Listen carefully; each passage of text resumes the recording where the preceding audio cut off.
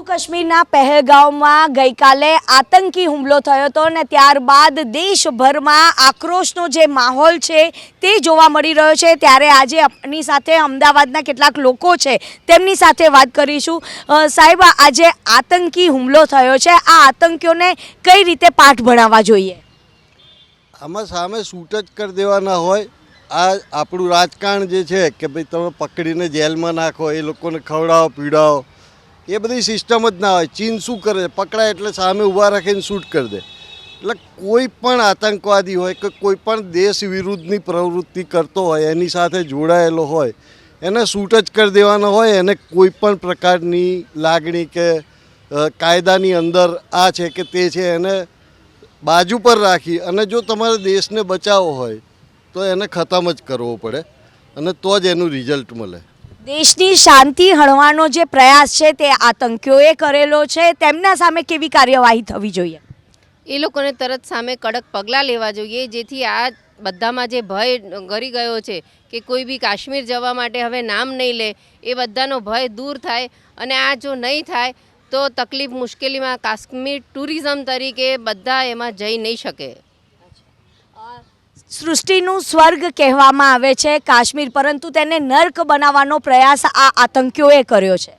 હા, એ બહુ ખોટું કર્યું છે, કારણ કે હવે અમારા ફેમિલીમાંથી બી ઘણા બધાએ કાશ્મીરની ટૂર બુક કરાવી હતી, જે ગઈકાલે જ કેન્સલ કરી દેવામાં આવી। અને આ બહુ ખોટી રીતે અમારા ગુજરાતના સુરતના ઘણા બધા લોકોને મારી કાઢવામાં આવ્યા છે। એ બહુ ખોટું થયું છે અને આ જે પણ આતંકવાદી હોય એની સામે કડક જ પગલાં લેવા જોઈએ।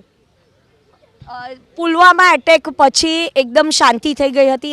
આ સિવાય જે 370ની કલમ હટાવવામાં આવી હતી, ત્યારબાદ લોકો નિર્ભય રીતે ત્યાં કાશ્મીરમાં ફરવા માટે જતા હતા, પરંતુ ફરી એક વખત એક ડરનો જે માહોલ છે તે લોકોમાં છે।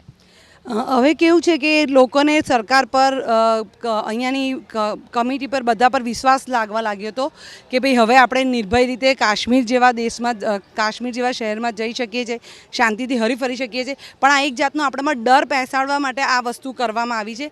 તો હું લોકોને કહીશ કે સરકાર પર વિશ્વાસ રાખો અને આપણે આ ડરનો સામનો કરવાનો છે। ડરી અને ત્યાં જવાનું બંધ નથી કરવાની જરૂર, એના બદલે સરકારને આપણે એપ્લાય કરવાનું છે કે ભાઈ તમે આ વસ્તુ જે થઈ છે એ ના થાય ફરીવાર, અને આપણે જે ઇન્ડિયામાં રહી શકીએ, સારી રીતે રહી શકીએ, કાશ્મીર જેવા સ્વર્ગમાં, જેને સ્વર્ગ કહેવામાં આવે છે, ત્યાં આપણે જઈ શકીએ ખુલ્લા મનથી, આપણા બાળકોને મોકલી શકીએ। એના માટે કડકમાં કડક પગલાં લઈ અને આગળ જે પણ થઈ શકે જલ્દીમાં જલ્દી કરી અને લોકોના મગજમાંથી આ ડર કાઢવો જોઈએ।